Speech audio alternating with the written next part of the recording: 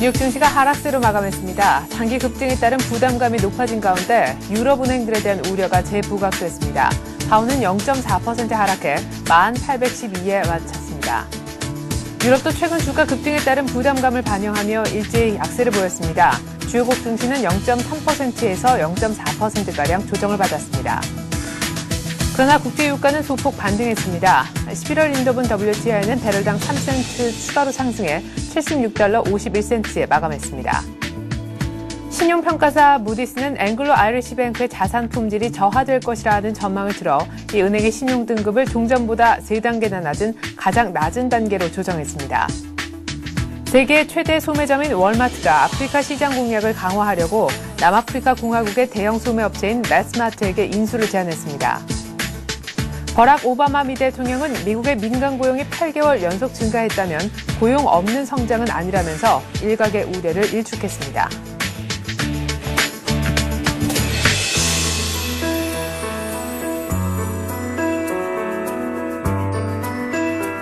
안녕하십니까. 굿모닝 센증시의 최리나입니다. 4주 연속 내리 상승하기만 했었던 뉴욕 증시 역시 단기 급등 부담감이 좀 느껴졌는지 간밤에는 소폭이나마 조정을 받았는데요. 3대 지수 모두 0.5% 내외 정도로 하락하면서 마감이 됐습니다.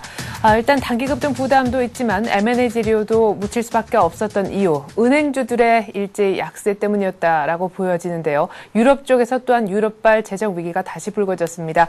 무디스가 앵글로 아이리시 뱅크의 신용등급을 가장 낮게 3단계나 한꺼번에 내렸기 때문인데 여기에 산탄데르 뱅크의 M&A가 무산됐다는 소식도 은행주의 약세를 부채질했습니다.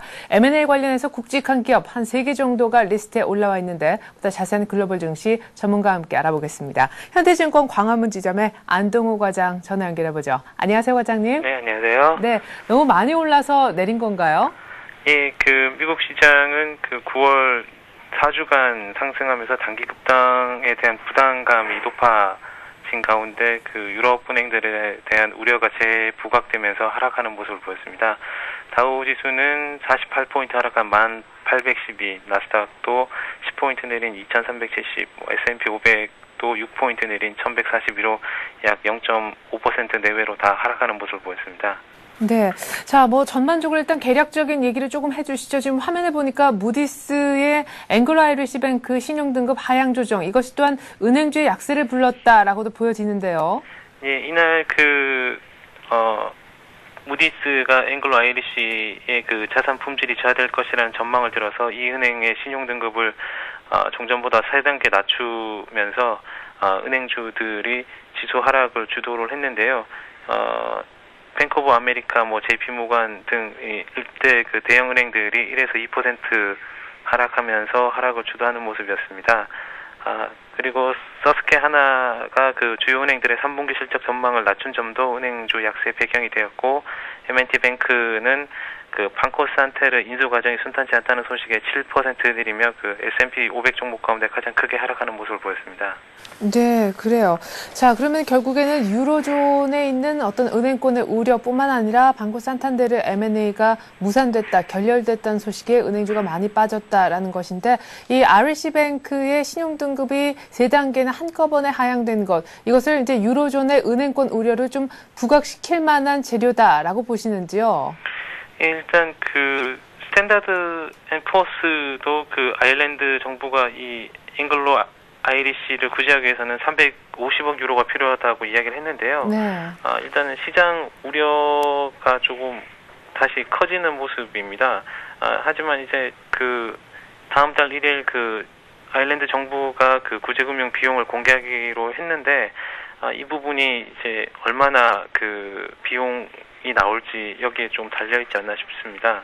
네, 그래요. 자, 일단 스탠다드 앤 푸어스까지도 아일랜드 정부가 아이리시 뱅크 구하기 위해서 350억 유로 필요하다, 이런 얘기까지 나온 가운데 또 얼마 정도의 구제금융 비용을 공개할지 그 부분까지 좀 지켜봐야 될 것 같은데, 슬금슬금 다시 잊을만 하면 또 이렇게 때마침 뉴욕이 많이 올랐을 때 또 유로존 위기 얘기가 나왔던 것 같습니다. 자, 이런 분위기 때문에 아주 좋은 재료일 수 있었던 굵직한 기업들의 M&A 재료가 한꺼번에 묻히는 모습이었는데, 사우스웨스트 저가 항공사하고 월마트 그리고 유니레버가 모두 M&A 얘기의 주인공들이었네요. 예, 이날 그 대표적인 저가 항공사인 사우스웨스트 항공이 같은 저가 항공사인 에어트렌 항공사를 14억 달러 인수키로 하면서 이 주가가 올라가는 모습을 보였고요. 일단 그 또 유니레버가 샴푸 업체인 알베트로 쿨버를 37억 달러 인수하기로 하면서 약 뭐 1%, 그다음에 알베르토 쿨버는 19% 오르는 모습을 보였고요. 월마트는 남아프리카의 매스마트 홀딩스를 42억 달러에 인수하겠다고 제안했습니다. 하지만 주가는 1% 하락하는 모습을 보였습니다. 네. 자, 그리고 유니레버와 월마트는 또한 아프리카에 있는 소매업체, 대형 소매업체를 M&A 한다는 얘기가 있는데요. 예, 아프리카 시장 공략을 강화하기 위해서 이제 그 대형 소매업체 인수를 제안했는데, 네. 월마트는 최근 그 미국 시장 부진을 만회하기 위해서 해외 시장 공략을 강화하고 있는 중입니다. 그래서 그 매스마스트라는 그 회사를 인수하기 위해서 46억 달러를 들이기로 했고요. 특히 이제 최근 월마트 인수합병 규모로는 최근 10년 내 가장 큰 규모입니다. 예, 그래요. 자, 뭐 M&A 이렇게 재료의 주인공들 또 관련된 또 피인수 혹은 인수되는 기업들은 나름대로 괜찮은 주가의 어떤 급등하는 움직임까지 보여지기도 한 것 같은데 안타깝게도 전체적인 시장에 좋은 강세 재료로는 역할을 못했던 것 같습니다. 많이 오르면서 또 유로존의 재정 위기가 부각됐던 날인 것 같은데요. 자, 이런 날 찬물을 제대로 끼얹은 분도 계시더라고요. 루비니 교수 또 때마침 이럴 때 꼭 발언이 터져 나왔던 것 같습니다. 더블딥에 대한 우려를 완전히 안 하기도 어렵다. 뭐 이런 뉘앙스의 얘기를 했다고 하는데 어디서 한 얘기인지요? 예, 그 블룸버그 통신에 따르면은 그 어제 그 말레이시아 쿠알라룸푸르에서 열린 그 컨퍼런스에서 그 부진한 경제 회복세가 현재 예상 가능한 주요 시나리오지만 미 경제의 더블딥 가능성을 배제하지 않는다라면서 그 각국의 내피반이 본격 진행될 것으로 예상되는 2분기 경제는 1분기보다 불투명할 것이라고 말하는 모습을 보였습니다. 네. 그래요. 미국 경제 뭐 하반기 성장률도 1% 정도에 머물 것이다. 이런 얘기를 했다고 하는데 미국도 또 유럽도 별로일 것이다. 여기에 또한 영향을 중국도 뭐 받을 것이다. 이런 좀 안 좋은 시나리오를 쭉쭉쭉 꺼내 들었던 것 같습니다.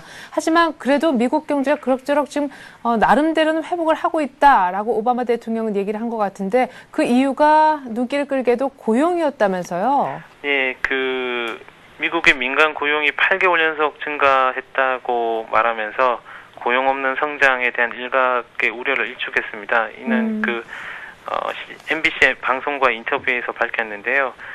고용 시장 성장을 위해 박차를 가해야 하지만 미국이 리세션에서 빠져나오면서 고용 없는 성장을 겪고 있지는 않다고 밝혔습니다. 깊은 수렁의 위기 때문에 너무 많은 일자리가 사라진 것이 문제라고 밝히면서 고용 성장에 박차를 가해야 하고 여기에 집중하기에 가능한 모든 일을 해야 한다고 덧붙였습니다. 예, 그렇군요. 자, 이렇게 해서 오바마 대통령 코멘트까지 한번 정리를 해봤습니다. 간밤에 뉴욕 증시가 좀 조정을 받았다고 하지만 4주 연속 그것도 전통적인 약세장에서 이렇게 엄청난 랠리를 보인 것 자체가 정말 어메이징 9월이라는 그런 형용사를 정말 다시금 뼛속까지 실감케 하는 것 같습니다. 자, 이쯤에서 이제 9월 마지막 거래일의 첫날을 보낸 하루인데요. 한번 뉴욕 증시를 좀 돌아보는 중간 점검의 시간을 가져야 할 것 같습니다. 지금까지 뉴욕 증시의 어떤 지표들을 보면은 확실히 더블딥 우려는 많이 제거를 해준 측면이 있다. 이렇게도 볼 수가 있겠는데 또 완전하게 뉴욕 증시가 가기에는 지표 측면에서 어떤 모멘텀이 살짝은 2%가량 부족하게도 느껴지는 것 같습니다. 지금 뉴욕 증시 어느 정도까지 와 있는지 현 주소를 한번 좀 짚어보는 시간 가질까요? 예. 9월 뉴욕 증시는 낮아진 눈높이의 위력을 과시를 했지만 실제 경기 회복 기대보다는 안도랠리 차원이 상당히 강했습니다. 그 이후로는 9월 뉴욕 증시가 강세를 보였지만 이는 전반적인 위험 자산 선호 심리의 확산으로 보기 어려운 상황인데 안전자산 선호 심리를 대변하는 채권시장 및 금시장 역시 9월 중 강세를 이어갔기 때문이고요. 두 번째로 9월 중 가시화된 미 연준의 추가 양적 완화 정책 추진 가능성이 위험자산과 안전자산 모두에게 강세 기반을 형성시켰고요. 네. 셋째, 9월 중 발표된 경제 지표, 특히 이제 뭐 8월 ISM 제조업 지수나 민간 고용, 뭐 7월 수출, 8월 핵심 소매 판매 등 이런 지표들이 더블딥 우려를 완화 또는 해소시키는 수준이지 경기 회복 기대를 야기할 정도에는 미치지 못했습니다. 그래서 네. 경제 지표의 한결같은 특징은 추가 악화되지 않고 바닥권에서 탈피하는 수준이다라고 보시면 될 것 같고요. 예. 9월 주식시장의 강세가 4분기에도 그 연속적으로 그 상승하기 위해서는 더블딥 우려 해소 차원을 넘어서는 경기 회복 기대가 확산되어야 합니다. 그 가능성을 나타내는 지표가 이제 그 설비 투자 확대와 관련된 핵심 내구재 신규 주문 및 설비 가동률과 고용시장 회복 정도로 가늠할 수 있는 민간 취업자, 그다음에 네. 기업 판매 기대와 관련된 저축률 및 가계 디레버리징 정도, 그리고 기업 대출 원활과 관련된 상업은행 신용 공여 등을 들 수 있습니다. 네. 현재 9월 말 현재는 그 4개 중에 3개 지표가 긍정적인 조짐을 보이고 있는데요. 미기업의 설비 투자 확대 기조가 유효함을 확인했고요. 둘째, 그 미 가계의 디레버리징, 즉 부채 규모 축소가 2분기 중 더욱 가속화되고 있는 것을 보여줬습니다. 그리고 셋째는 그 지난 7월 2년여 만에 처음으로 의미 있는 증가세를 보였던 미 상업은행 신용 공여도가 8월에도 증가 추세를 이어가는 점인데요. 네. 하지만 결정적인 관건인 민간 고용 증강세는 아직 나타나지 않고 있는 모습입니다. 예, 그래요. 자, 뭐 낮아진 눈높이 때문에 어느 정도 시장이 더블딥 걱정도 덜하면서 조금 안도하는 성격의 강세장 랠리가 좀 펼쳐진 것 같긴 한데 아직까지 경기 회복을 얘기하기는 조금 지표들이 부족하다. 기업들의 뭐 설비 투자, 은행에서 돈 빌려오는 거, 가계의 부채가 주는 거 이런 거는 좋은 신호이긴 한데 무엇보다 민간 쪽의 고용이 좋아져야만 진정한 경기 회복을 기대하는 진정한 어떤 긍정적인 의미의 랠리를 좀 바라볼 수 있을 것 같다. 연말까지 이런 얘기를 하셨는데요. 어쨌거나 앞서 말씀하신 대로 뭐 중간 선거 아마 이전까지는 이 풍부한 유동성 때문에라도 일단은 더 가주지 않을까 하는 기대가 있습니다. 돈이 워낙 많으니까 지금 위험 자산이고 안전 자산이고 다 오르는 것이 아닌가 싶은데 무엇보다 상품 시장 쪽에 금값이 조정 없이 계속 오르는 것도 특징인 것 같아요. 간밤에도 또 올랐더라고요.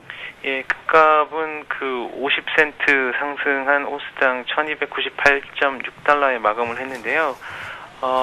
이는 그 현재 9월 증시가 상승하면서 최근 그 앞전에 그 유가나 뭐 상품들이 따로 움직였다가 최근 다시 증시와 상관관계가 높아지면서 시장이 같이 움직이는 모습을 보이고 있는데요.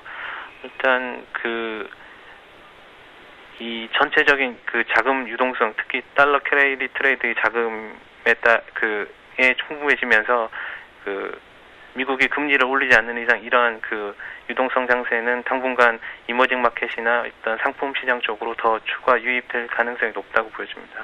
네. 자, 지금 유가도 소폭 오른 것으로 드러나고 있는데 사실 주가 자체는 밀렸지만은 장중에 반등했을 때 그것 때문에 올랐다. 이렇게 볼 수 있는 겁니까? 지금 유가 마감 상황도 좀 함께 전해 주시죠. 예, 이날 그 뉴욕 상업거래소에서 그 텍사스 원유는 종가보다 3센트 상승한 76.52달러에 마쳤는데요. 이날 하지만 그 런던에서는 그 0.4% 내리는 모습을 보였습니다. 그래서 유가가 특별한 경제 지표가 발표 없는 가운데 그 주식 시장이 잠깐 오르는 가운데 같이 동반 상승하면서 먼저 마감을 했기 때문에 상승 마감하는 모습을 보였다고 할 수 있습니다. 예. 자, 이런 가운데 무디스의 앵글로 아이리시 뱅크 신용등급 3단계 하향 조정 때문에 유럽도 좀 약하게 마감이 됐었던 것 같고 유로화도 좀 달러화 대비 약했던 것 같습니다. 달러 유로하고요. 유럽 증시 마감도 함께 좀 들여다보죠. 예. 유럽 증시는 마찬가지로 급등세에 대한 부담감으로 일제 하락 마감했고요. 특히 이제 제약주와 대체에너지 관련 주의 약세가 하락세에 영향을 미쳤습니다. 영국은 0.45% 내린 5,573이었고요. 프랑스도 0.43% 내린 3,766, 독일도 0.31% 내린 6,278이었습니다. 유럽 증시도 마찬가지로 루비니 교수의 그 전망도 영향을 줬고요. 특히 이제 유럽 최대의 바이오테크놀로지 기업인 스위스 액텔리온과 세계 최대의 풍력 발전기 제조업체인 베스타드 윈드 시스템 주가 하락도 유럽 증시 하락을 부추겼습니다. 이날 그 액텔리온 주가가 신약 실험 실패에 따라서 8% 떨어졌고요. 베스타드 윈드 시스템은 독일 정부가 청정에너지 프로그램 지원을 위한 기금 조성 계획을 폐기할 것이라는 언론 보도에 따라 주가가 3.8% 하락하는 모습을 보였습니다. 그리고 유로는 그 유로존 은행 우려 재부각에 따라서 하락했는데요. 이날 그 유로달 환율은 0.01% 하락한 1.3473달러를 기록했습니다. 이날 좀 앞에도 말했지만 그 앵글로 아이리시 뱅크 구제금융 비용을 공개할 것이라는 발표가 우려를 샀고요. 이런 부분이 조금의 약세를 기록하지만 이 유로달러 같은 경우는 그 연방준비제도 이사회의 추가 양적 완화에 대한 관측이 계속해서 그 달러에 부담이 되고 있기 때문에 이게 추세적으로 이루어지기보다는 소폭 제한되지 않을 것인가 하는 그런 분석이 있습니다. 예. 자, 뉴욕 증시가 뭐 유럽발 우려 때문에라도 내리기도 해서 지금 많이 오른 날 내리기도 했는데요. 이 날 참 재밌는 것은 이렇다 할 말씀해 주신 대로 지표 발표가 없었던 것 같습니다. 오히려 이런 날 살짝 조정받은 것이 더할 나 없이의 좋은 타이밍이지 않았나 싶은데 오늘 밤에는 다시금 지표 발표가 시작이 되죠. 어떤 쪽의 지표가 나옵니까? 오늘 밤에는 그 케이스 실러 주택 가격 지수와 그 9월 소비자 신뢰 지수가 나옵니다. 네. 이는 그 이전치보다는 소폭 하락하는 모습을 보일 텐데요. 예상치가 케이스 실러 주택 가격 지수는 3.1%, 그다음에 9월 소비자 신뢰 지수는 52.3을 예상하고 있습니다. 네, 둘 중에서 어떤 게 더 좀 주목을 끌까요? 네, 지금 이 주택 가격 지표 같은 경우는 그 저번 달 이 더블 디비덴드 우려를 이야기하면서 이제 그 영향을 미쳤었는데요. 네. 다들 지금 예상치를 좀 낮춰 잡고 있기 때문에 시장에서 이 부분에 대해서 크게 영향을 받지 않을 걸로 보고 있습니다. 차라리 이제 9월 소비자 신뢰 지수에 대해서 좀 더 관심을 가져야 되지 않겠나 싶고요. 예. 안 좋은 지표보다는 그래도 조금이라도 예. 시장의 긍정적인 지표로 나올 수 있는 부분을 시장에서 더 선호하지 않을까 싶습니다. 네, 그래요. 또 7월 케이스 실러 주택 가격 지수는 약간 포기한 부분이 많은데 그래요. 또 9월 소비자 신뢰 지수 부분은 조금 기대를 한번 걸어봄직하다 이런 얘기셨습니다. 오늘 밤에 나올 지표 일정까지 함께 챙겨보았습니다. 현대증권 광화문 지점에 있는 안동후 과장이었습니다. 고맙습니다. 네, 감사합니다.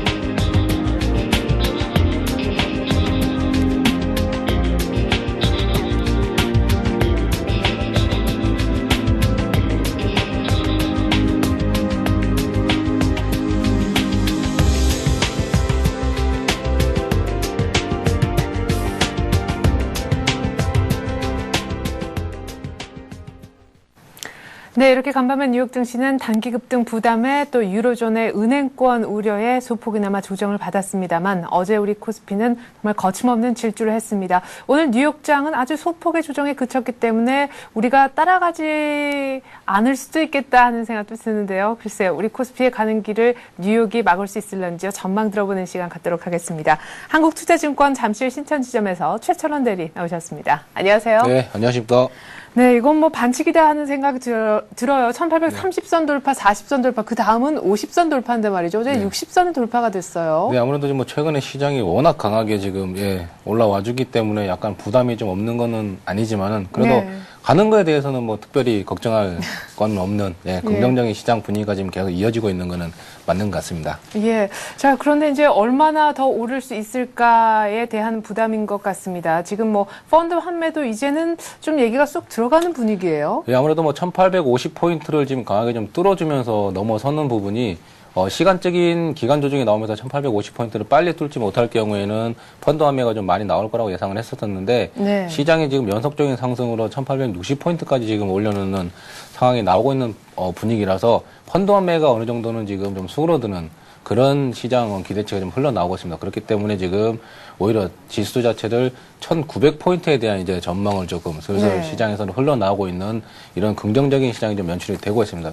네. 특히 뭐 기관 쪽에서 펀드 매매가 아직까지는 멈추지 않았기 때문에 기관 쪽에서는 매도가 좀 나오고는 있지만 네. 환율이 좀 계속 지속적인 하락이 좀 이어지면서 외국인들의 지금 매수가 지속적으로 유입이 되는 게 시장의 뭐 상승의 원동력이 좀 되고 있는 거는 되고 있는 현실이지만 네. 펀드 환매가 여기서 개인들이 지금 최근에 저희 또 현장에서 좀 상담을 좀 하다 보면 예. 펀드 환매에 대한 얘기들이 좀 많이 없어지셨어요. 그래서 들어가는 타이밍을 오히려 좀 잡는 예. 이런 개인 고객분들이 지금 현장에 좀 나타나고 있거든요. 예, 그렇기 때문에 펀드 환매가 어느 정도는 좀 분위기가 좀 많이 예전에 비해서는 펀드 환매 분위기가 많이 좀 줄어든 거는 맞는 것 같습니다. 그렇기 예. 때문에 지수는 추가적인 상승 이제 뭐 실적 시즌이 조만간에 도래를 다시 할 텐데 네. 3분기 실적 개선 관련 종목들로 해서 종목이 조금씩만 더 올라주면은 지수는 1900포인트까지도 한번 볼 수 있는 네. 예, 그런 긍정적인 시장 여건은 좀 만들어져 있는 상태인 것 같습니다. 이제 지금 뭐 9월 마지막 주인데요. 1900포인트에 대한 기대감이 있다. 또 그런 기대감 때문에 우리 개인분들도 펀드에 오히려 들어가는 타이밍이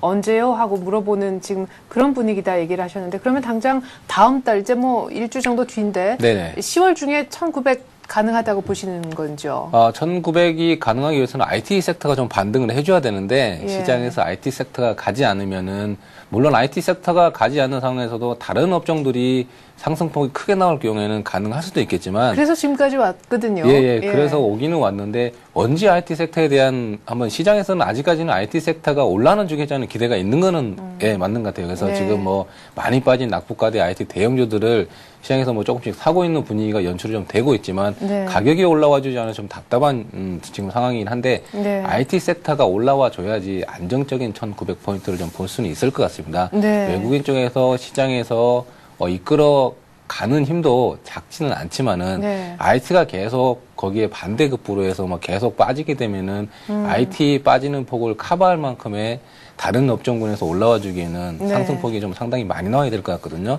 네, 그렇기 때문에 IT 섹터가 조금이라도 반등을 좀 해줘야지 네. 다음 달에 1900포인트를 한번 보지 않을까. 네. 예, 이렇게 개인적으로는 좀 그렇게 좀 생각을 하고 있습니다. 네, 사실 뭐 일각에서는요, 지금 IT가 워낙 많이 빠지는 바람에 대형주 중심으로 해서요, 뭐 삼성전자 포함해서 시총 비중이 20%가 이제 안 돼서 IT가 그렇게 안 올라줘도 시장을 갈 것이다라고는 하지만 이미 그런 것 치고는 많이 올라서 이제 지금부터 90점에서 100점 만드는 데까지는 IT가 좀 분발을 해줘야 될 것 같다라는 쪽이 우리 최선원 대리님의 의견인 것 같습니다.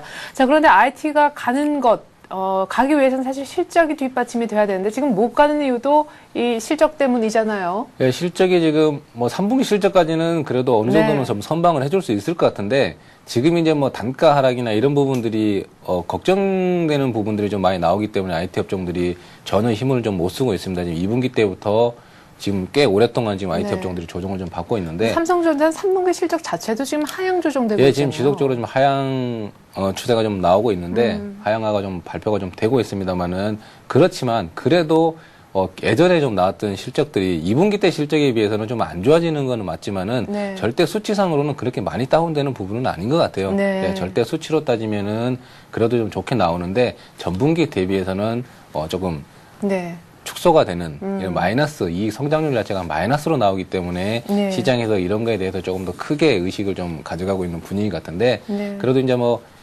이런 상품가나 그리고 뭐 갤럭시 S나 이런 것들 제품가 이런 거 나가는 부분들 보시면은 네. 지속적인 판매는 좀 상향이 좀 되고 있습니다. 다만 단가 하락, 그 마진율 자체가 좀 많이 다운되는 부분들이 시장에 좀 우려가 좀 많이 인식이 좀 되고 있어가지고 가격 상승이 나오지 못하는 부분들이 좀 답답한 건데요. 네. 이런 부분들이 바로 뭐 가격적인 단가 하락이 바로 진정이 되면서 바로 상승 전환을 하기에는 아직까지는 여러 가지 좀 확인할 변수들이 좀 많이 있습니다. 네. 그래서 이런 것들이 빨리 나올 것 같지는 않지만은 이거보다는 그냥 바닥을 좀 확인을 하지 않았나는 시장 심리가 인식이 먼저 좀 갖춰지면은 반등이 좀 먼저 나올 것 같거든요. 그래서 네. 지금은 단가 하락이 상승으로 전환되는 것보다는 바닥이라는 시장 심리가 먼저 확보가 되기를 개인적으로도 IT 업종에서는 네. 그런 한번 기대치를 갖고 있는 겁니다. 네, 업황에 대한 우려, 맞물려서 이익 모멘텀도 약화되고 있고, 사실 지금 오늘따라 환율 보면은 딱히 우리 IT에는 좀 우호적인 상황도 아닌 이런 분위기입니다. 자, IT의 그럼 진정한 반등은 한 3거래일 연속 수급 붙으면서 반등하면 믿을 수 있는 겁니까? 최근 들어서 뭐 이렇게 간간히씩은 올라왔지만 다시 꺼지는 게 또 문제였었잖아요. 예, 지금 IT가 워낙 조정을 많이 받았기 때문에 한번 올라와 주겠지. 그리고 시장 심리적으로는 어느 정도 이제 바닥은 확인이 됐겠다는 인식이 좀 받쳐주면서 며칠 정도 매수가 좀 유입이 되는 패턴들이 몇 번씩 보였었는데 네. 한 2, 3일 정도 올라와 주다가 다시 뭐 제자리 갖다 놓는 예. 그래서 한 두세 번 정도 지금 이런 과정을 거치면서 아직까지는 IT 업종에 대해서는 좀 배반감이 좀 많습니다. 그렇기 네. 때문에 IT 업종은 아직까지는 뭐 사는 개인 투자자분들이 매수 타이밍을 잡기에는 아직까지는 시간을 좀 더 보고 네. 조금 더 뒤로 가져가셔야 될 것 같고 네. 저도 뭐 IT 업종에 대해서는 기대를 하고 IT 업종이 올라와 주지 않으면 장이 추가적인 상승은 좀 힘들 거라고 말씀을 드리지만 네. 매수 타이밍을 지금 잡으시라고는 IT 업종을 저도 말씀을 드리진 않습니다. 네, 계속 IT 업종에 대해서 시장에서도 얘기가 나오기 때문에 업종에 대해서 분석을 해드릴 뿐 네. 매수 타이밍 자체를 제가 지금 매수를 하셔가지고 가지고 가시라고는 제가 IT 업종을 제가 말씀을 안 드리거든요. 네. IT 업종은 시장에서 이제 확연히 올라와주는 바닥이 확인돼서 시장에서 어느 정도 상승이 나오는 타이밍이 됐을 때 개인 투자자분들은 그때 들어가시는 게 오히려 나실 것 같아요. 예. 먼저 개인 투자자분들이 들어가셔가지고 기다리고 계실 필요는 없거든요. 네. 네, 그렇기 때문에 IT 업종은 조금 멀리 한 발짝 물러나서 네. 올라오는 거 확인하고 예. 매수 타이밍을 잡으시는 게 나으실 것 같습니다. 예, 그래요. 우리도 이제 최철원 대리님이 IT 종목을 하나 굵직한 거 뽑아오는 그날 또 IT 얘기를 좀 풍성하게 제대로 한번 해보기를 기대하겠습니다. 자, 그러면은 IT는 아직까지는 아니고 그러면 뭘 봐야 되는지 일단 실적 호전주 얘기를 많이 하는데 뭐 자동차 그리고 뭐 지난주에 얘기하셨던 SK 에너지 뭐 이런 거 들어있는 화학 뭐 이쪽입니까? 예, 지금 뭐 시장에서는 가는 종목들이 계속 가는 건 맞습니다. 지금 조선. 시장이 어떻게 예. 보시면은 정말 간단한 시장인데 내가 가지고 있는 종목 이제 뭐 고집을 피우는 종목들이 안 가기 때문에 시장이 오히려 체감 지수는 상당히 뭐 낮게 지금 잡혀 있는 이런 상황 같은데 생각 전환만 약간 하시면은 시장은 정말 간단합니다. 가는 종목들이 계속 가는 시장. 네. 내가 굳이 갖고 있는 종목들 안 올라오는 것들 들고 있을 필요 없고 가는 종목들에 빨리 붙으셔가지고 지금은 어디까지 시장이 고점을 만들어줄 건지에 대한 확인 과정이 좀 연출이 되는 것 같습니다. 그래서 저도 약간 리스크 있지만 종목들이 추세적으로 계속 올라오는 종목들, 수급상 나쁘지 않고 우상향 그래프를 계속 그려주는 종목들, 신고가 나오는 종목들 저도 계속 추천을 드리고 있는 부분들이 네. 이런 시장의 환경을 계속 말씀을 드리기 위해서 제가 이런 종목들을 추천을 드립니다. 물론 저도 뭐 리스크가 전혀 리스크 걱정을 안 하고 종목을 추천드리는 건 아닌데 네. 지금 시장 분위기는 오히려 이런 종목을 따라가지 않으면은 수익을 낼 수 없는 시장 같습니다. 그렇기 때문에 리스크가 있지만 제가 이런 종목을 추천드리는 근거는 네. 시장에서 종목이 완벽하게 포커스가 맞춰져 있고 네. 시장이 집중화된 시장이기 때문에 이런 종목으로 꼭 집중을 하시라고 저도 이제 올라가는 종목들을 계속 말씀을 드리고 있는 현실입니다. 네.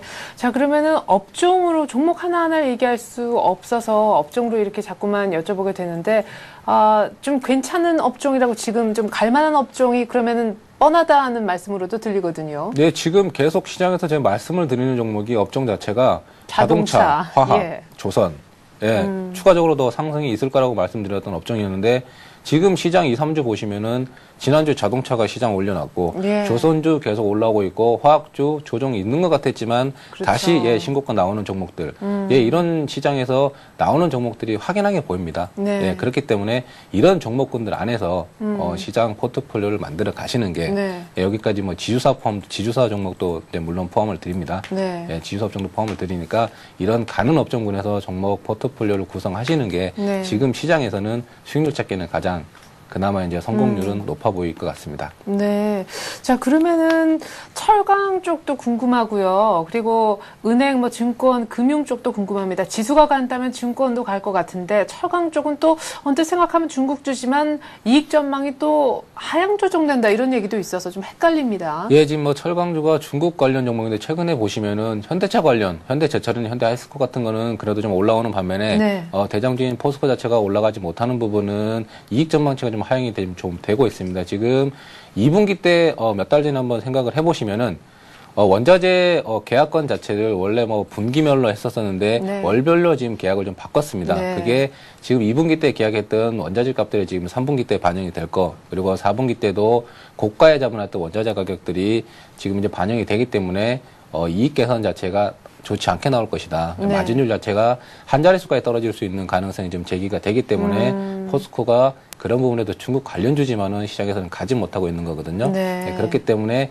이런 것들이 시장에서 악재가 나온 종목들에 대해서는 굳이 종목을 분석을 하고 뭐 찾으실 필요는 없을 것 그럼 같습니다. 철강 쪽에서 포스코 제외하고는 괜찮습니까? 예, 지금 포스코는 제외를 일단 하셔야 될 것 같고, 예. 현대 자동차 업종이 워낙 좋다고 제가 말씀을 드리지 않습니까? 그래서 뭐, 전방 산업이 워낙 잘 돌아가고 있는 현대 계열사인 현대 제철이나 네. 현대 하이스콘 쪽은 안정적인 매출처를 확보를 하고 있기 때문에 이런 철강 업종 중에서는 이런 종목을 보시는 게 포스코보다는 수익률이 조금 더 좋게 나오지 않을까. 지금 시장 분위기는 그렇게 한번 말씀드릴 수 있겠습니다. 네, 그러면은 지수 가면은 증권주도 일단은 계속 홀딩이네요. 증권주 지수가 간다고 지금 저도 생각을 하고 있기 때문에 증권주에 대해서는 홀딩을 권유를 드립니다. 다만 금융섹터 중에서 지금 최근에 보시면은 증권업종은 그래도 어제 보시면 좀 올라오는 모습이 좀 나타났는데 보험 어제 물론 단기 약재가 나온 겁니다. 지금 뭐 담합에 관련해서 얘기가 나왔기 때문에 어제 매도가 좀 나왔는데 보험업종 보시면은 확연하게 지금 매매 패턴이 분류가 좀 됩니다. 지금 외국인들은 생보사를 사고 있고 기관 쪽에서는 손보사를 좀 삽니다. 네. 그렇기 때문에 지금 이제 하반기 때 금리 인상이 좀 예정이 좀 될 것 같거든요. 네. 그래서 장기로 보시면 보험주를 사시는 데는 리스크는 그렇게 많지는 않을 거예요. 그렇지만 지금 빨리 올라오지 않으면 좀 답답한 감이 좀 없잖아 있을 수가 있으니까 지금 시장에서는 이런 좀 무거운 종목들보다는 지수가 가면은 빨리 갈 수 있는 게 증권 섹터일 겁니다. 금융 섹터 중에서는. 네. 그래서 증권 금융 종목을 꼭 골라서 들고 홀딩을 해보시겠다 싶으시면 증권업종을 고르셔서 가보시는 게 지금 시장에서는 가장 낫지 않나 이렇게 생각을 할 수 있겠습니다. 자, 정리를 해보면 지금 조금 아니다 싶은 것이 IT 쪽 그리고 금융 쪽에서는 보험 미리 가서 기다릴 필요까지는 없다고 생각하시는 것 같고 또 철강금속 쪽에서 포스코는 조금 철강금속 섹터 내에서도 조금은 지금 약하다라고 보시는 것 같습니다. 자, 그럼 지금 가장 강하다 당장 오늘도 좀 움직여줄 것 같다라고 기대하시는 종목 얘기를 한번 구체적으로 들어볼까요? 예, 오늘은 제가 SK CNC 지주사 종목을 하나 말씀을 좀 드려보겠습니다. 실질적인 SK그룹의 뭐 지주사로서의 역할을 좀 담당하고 있는데 지금 최근에 SK 에너지 올라오거나 이런 종목들 보시면은 자회사들의 실적들이 상당히 좀 많이 개선이 좀 될 걸 예상이 좀 되고 있습니다. 그래서 3분기 매출액 자체가 한 18% 정도 올라올 걸 좀 생각이 되고 있고 최근에 기관 쪽에서만 한 6거래 연속 매수 그리고 어제 보시면 외국인 쪽에서도 같이 매수가 좀 올라옵니다.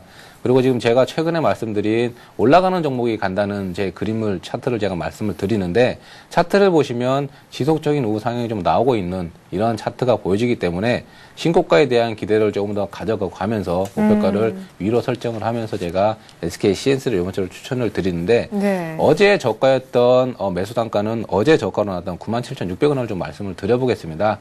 물론 올라갈 거에 대한 기대치도 있지만 약간의 뭐 하락 리스크를 전혀 배제를 할 수는 없기 때문에 조금 보수적으로 좀 잡아보시라고 어제 장중 저가였던 97,600원 매수 단가를 좀 말씀을 드리고 매물대가 위치하고 있는 가장 큰 매물대가 위치하는 92,000원 선이 깨지면은 추세를 좀 이탈할 걸로 좀 예상이 좀 됩니다. 그렇기 때문에 손절가는 92,000원을 말씀을 드리고 일단 신고가가 나오고 있는 종목이기 때문에 위에 뭐 전고점이 있거나 그렇지는 않습니다. 그렇기 때문에 목표가를 잡는데 상당히 좀 부담은 되지만은 제가 지금 대형주들 가지고 시장에서는 한 7% 정도 수익률을 잡고 매매를 하시면은 그 정도의 변동성은 지금 최근에 좀 나오는 것 같거든요.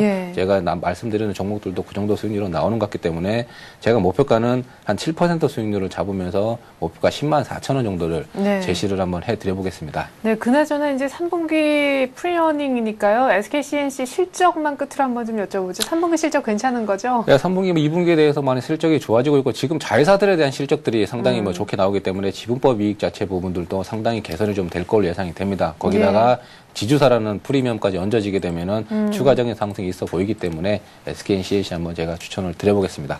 네, 자 이렇게 해서 오늘의 센 전략 코너는 한국투자증권 잠실 신천지점 최철원 대리와 함께했습니다. 고맙습니다. 네, 감사합니다.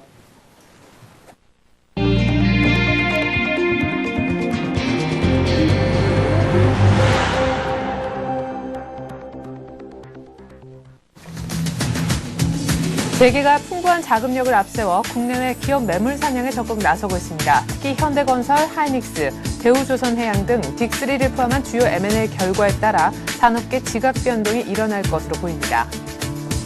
북한 김정일 국방위원장의 셋째 아들인 김정은이 어제 인민국 대장 칭호를 부여받았습니다. 김정은 후계 구도의 공식화라는 분석입니다. 이상기온에 출하량이 급감하면서 가을철 배추 한 포기 값이 10,000원을 훌쩍 넘기는 등 금값이 됐습니다. 그러나 이 같은 폭등세는 당분간 이어질 전망입니다. 정종환 국토해양부 장관은 최근에 전세가 급등에 대해 이사철해 보이는 현상이라며 별도의 전세 대책은 없다고 말했습니다. 또한 당분간 추가 부동산 대책을 내놓을 뜻이 없음을 분명히 했습니다. 케이블 TV 업계가 지상파 3사의 재전송료 요구에 맞서 다음 달 1일부터 지상파 광고 송출을 중단하기로 결정했습니다.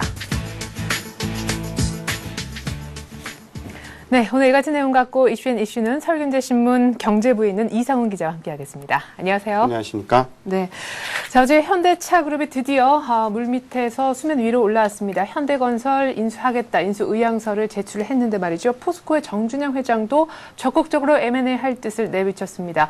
아주 굵직굵직한 기업들이 M&A에 다들 뛰어드네요. 네, 그렇습니다. 이제 경제 위기가 어느 정도 또 잦아들고요. 또 기업들이 이 사상 최고의 실적을 바탕으로 이제 자금력이 풍부해지면서 좀 국내외 기업 매물 사냥에 적극적으로 나서는 모습 보이고 있습니다.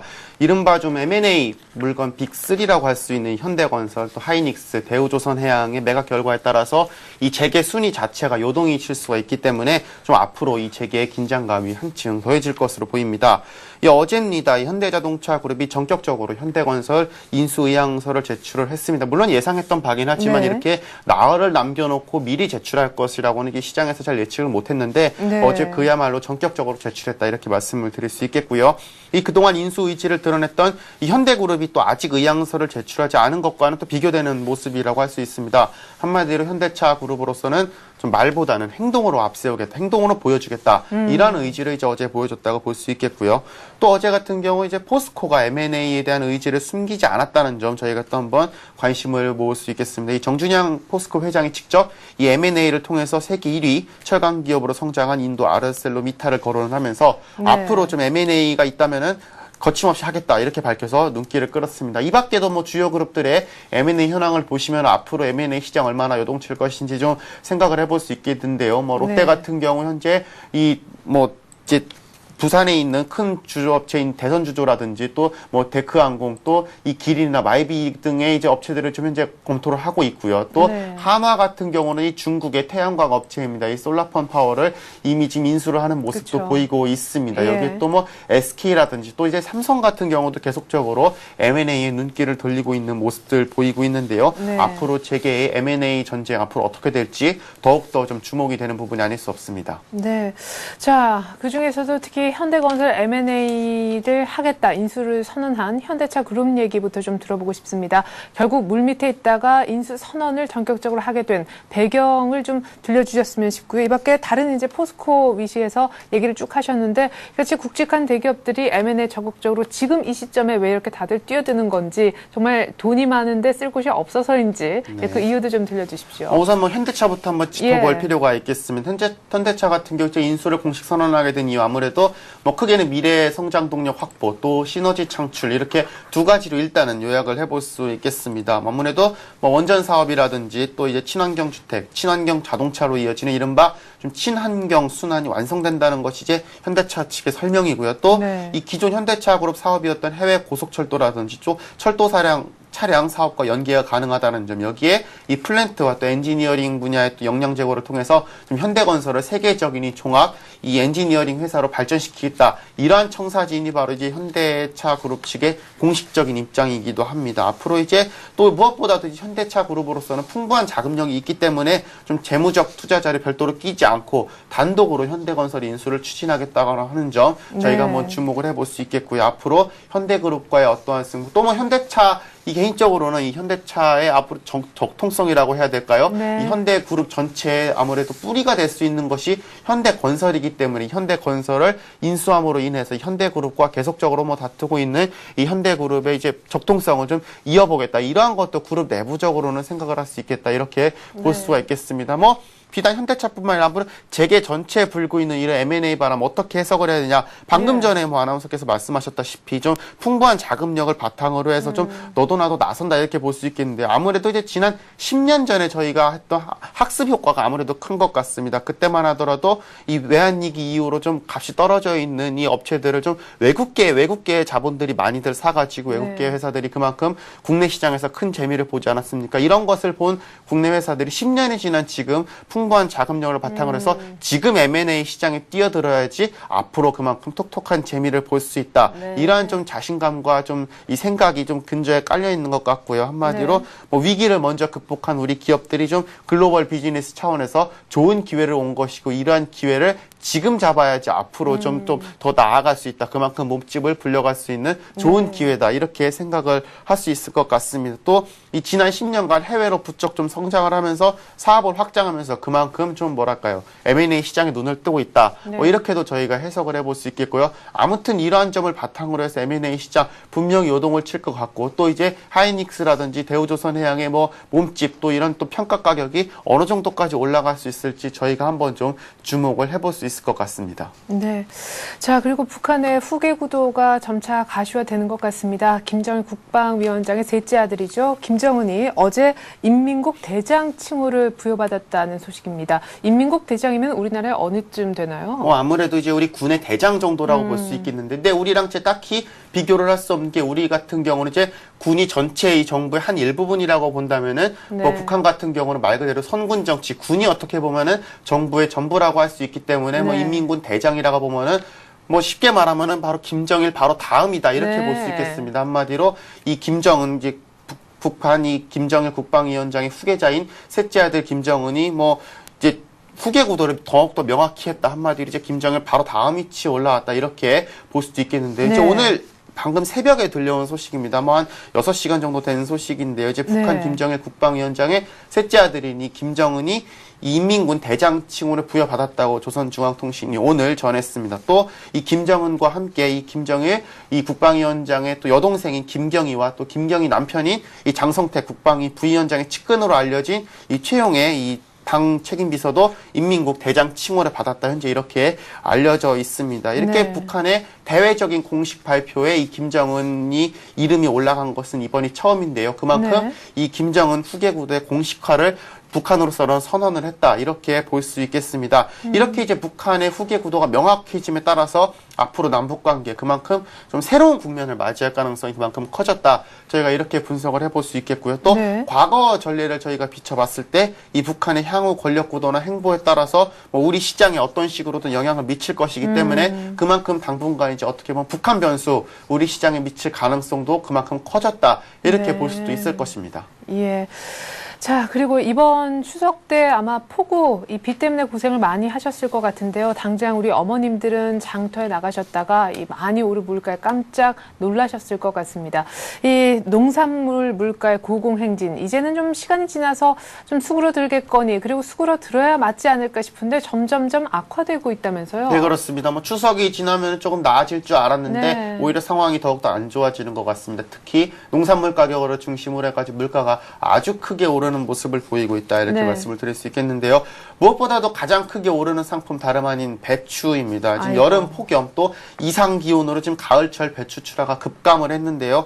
이에 따라서 일부 대형 할인점에서 지금 배추 한 폭에 무려 10,000원을 훌쩍 넘었다라는 소식이 들려와 있습니다. 물론 10,000원이 넘었다고 해서 상품 가격도 아니고요. 중간 정도 품질의 이 배추가 10,000원을 넘었기 때문에 그만큼 이 체감 물가 크게 올랐다고 볼 수 있겠고요. 이 추석 직전에 한 5,000원 정도 한 통에 5,000원 정도 했는데 이때와 비교를 해서도 거의 3배 가까이 올랐다 이렇게 볼 수가 있겠고요. 문제는 이 가격에도 이 배추 자체를 구하기가 그만큼 힘들어졌다는 점 저희가 생각을 해볼 수 있겠는데요.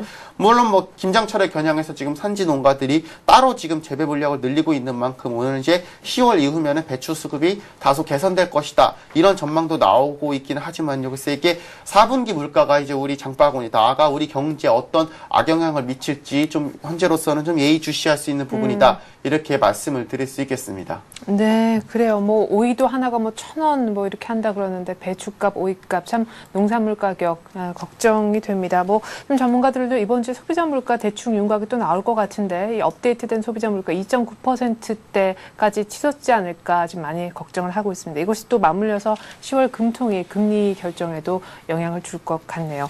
자, 그리고 이제 부동산 쪽 얘기를 좀 해보고 싶은데요. 정부가 8.29 부동산 대책 내놓고 이 다음에 추가 대책은 일단은 지금 생각하지 않고 있다고 못을 박았습니다. 더더군다나 지금 뛰고 있는 전셋값을 잡을 추가적인 대책을 내놓을 뜻도 없음을 분명히 했는데 지금 이 시기에 전셋값이 오르는 건 좀 뭐 통상적인 현상이다. 이렇게 장관이 언급을 했다면서요. 네, 그렇습니다. 사실 이 8.29 대책 이후에 시장에서는 결국은 8.29 대책이 별반 소용이 없는 거 아니었느냐, 뭐 결국 정부의 대책이 빈수레만 요란한 것이 아니었느냐, 이러한 뭐 비판들이 계속 나오고 있음에도 불구하고 정부로서는 현재로서는 더 이상의 대책은 없다, 이렇게 확고하게 못을 박았습니다. 어제 정정환 국토해양부 장관이 이제 기자들과 간담회를 가졌는데요. 일부에서 제기되고 있는 이 추가 부동산 대책 마련 가능성에 대해서 후속 대책은 없다, 이렇게 못을 박았습니다. 네. 이 지난 8.29 대책의 가장 큰 목표가 이제 시장에서 추가로 뭔가 좀 나오지 않겠느냐라는 기대감을 없애는 것이었던 만큼 추가 대책은 현재로서는 일절 생각하고 있지 않다는 점을 더욱더